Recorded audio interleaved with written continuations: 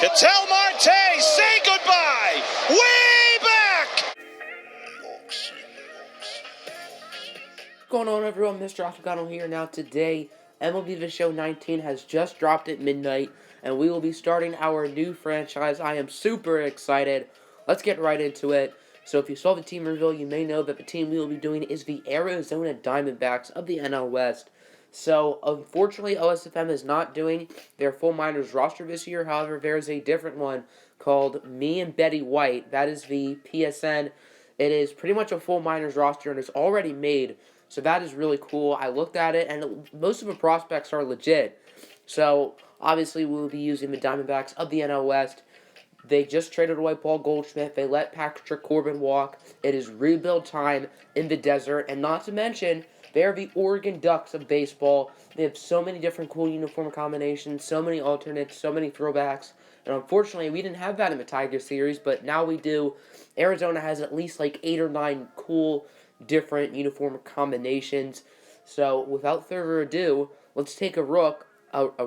Let's take a look at this Diamondbacks roster.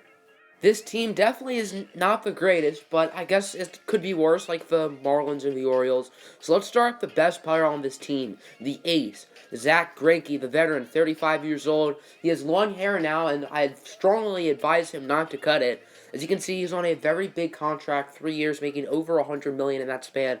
So I'm curious to see what we do with him. Robbie Wright, definitely someone who we're going to look as a building block. He was phenomenal in 2017 and was decent in 2018. He had 16 no decisions, though. I don't know how that happens. And he's a former Tiger. Why did we let him go?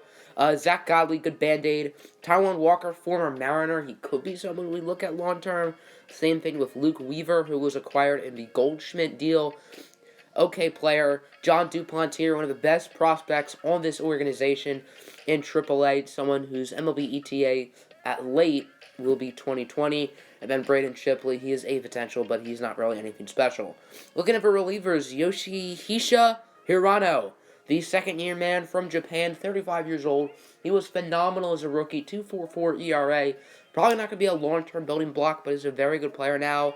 Andrew Chaffin, Greg Holland. He's had some good years. 2017, I know he had a lot of saves, good ERAs. You can see down there with the Royals. Matt Andriese, Silvino Bronco. I probably butchered that. Mark Reprezinski. All of them are meh. Archie Bradley, he has a big beard and a big future with his team. Absolutely a building block. He was a starter early in his career, but now he's going to be the full-time closer. A potential, 26 years old. Absolutely someone who we need to develop.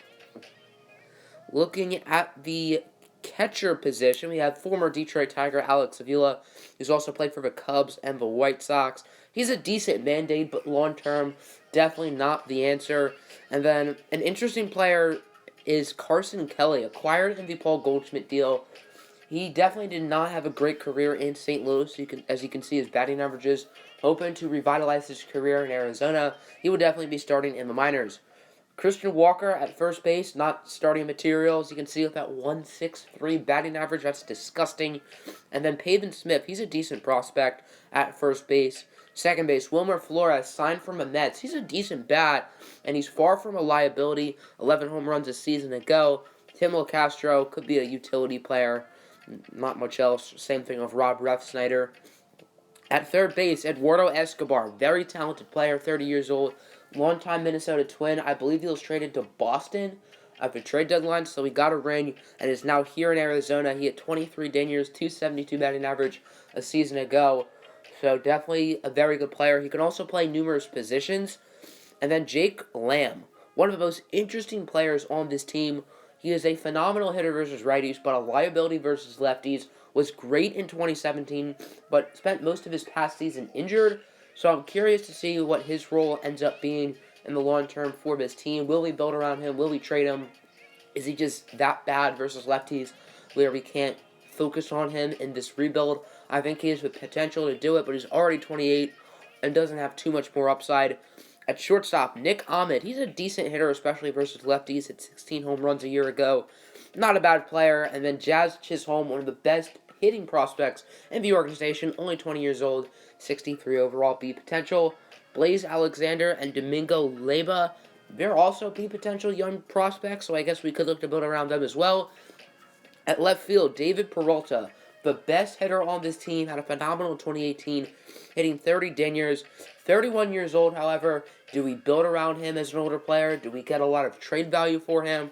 What will we do with David Peralta? He can play all outfield positions. He is a left-handed hitter. He's not a liability versus lefties like Jake Lamb, which is good. At center field, we have Jared Dyson, very fast and very good on defense, but he cannot hit for his life. But he can steal bases and he can make plays in the outfield. And then Ketel Marte, he's been a shortstop his whole career. However, he's moving to center field and he can play numerous different positions. Spent 2 years in Seattle, now is an Arizona Diamondback. He definitely increased his home run total from a season ago, but he's an okay player. And then the longtime Baltimore Oriole, Adam Jones, still contributing at a high level. Don't know why they let him go. He is a phenomenal player and absolutely someone who will get playing time.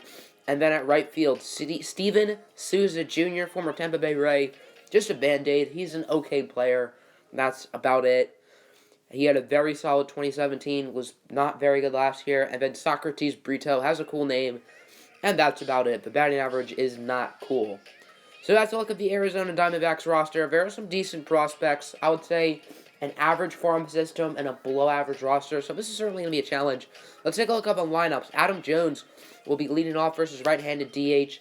We don't play in the AL, so DH doesn't really matter. Followed by Eduardo Escobar, David Peralta, Jake Lamb, Wilmer Flores, Steven Souza, Ketel Marte, Alex Avila, and Christian, I forget his last name already, versus no DH, which we'll see very often, Jones, Escobar, Peralta, Lamb, Flores, Steven Souza, Alex Avila, Christian Walker, that's his name, and then the pitcher, lefties versus DH, Ketel Marte, Adam Jones, David Peralta, Wilmer Flores, Eduardo Escobar, Nick Ahmed, Steven Souza, Jake Lamb. Yes, he has a liability, 25 contact versus lefties. However, he's such a good player and needs to be in the rotation, or in the lineup, sorry.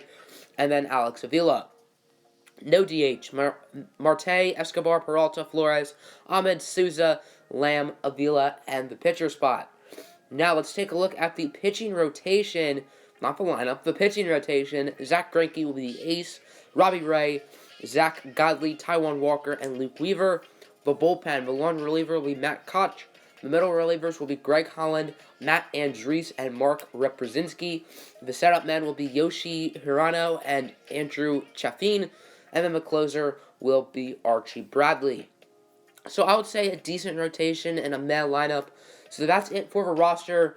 So basically for the format, I've been doing game recaps. At least that's what I did last year in the Tiger series. And I plan on doing those again. However, I also plan on doing sort of how Mr. Hurricane does with his Twin series.